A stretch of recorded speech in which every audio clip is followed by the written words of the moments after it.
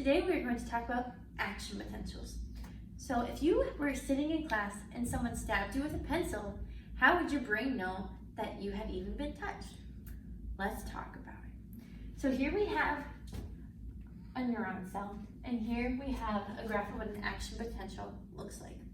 So before you are hit with that pencil, you're going to be at this resting phase, which is at a voltage of about -70. So during this phase, you have a lot of potassium within your cell and a lot of sodium on the outside of your cell. But when you are touched with that pencil, your body is going to sense that by opening up sodium channels and letting sodium into your cell. And once you reach this threshold point at a voltage of -55, your body is going to open up even more of these sodium channels and basically completely fill up that cell. And this is called depolarization, or the rising phase. So your voltage is going to go all the way up to a +30.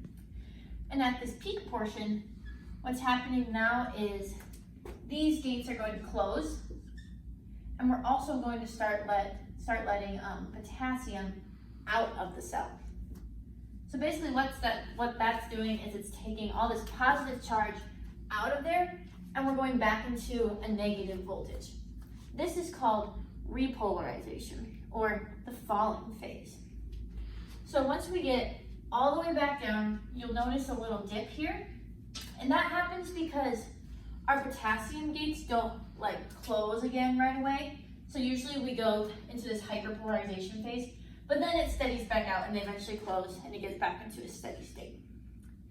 So while all of this is happening, it's happening down the whole length of this axon, and all of there's gates along all of these things.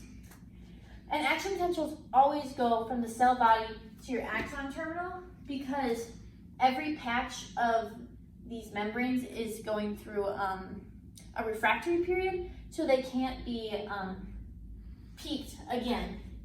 So they have to go this way. Also, there's these things called myelin sheaths, and what they do is they basically insulate your neurons to make everything go faster. So that's how an action potential works.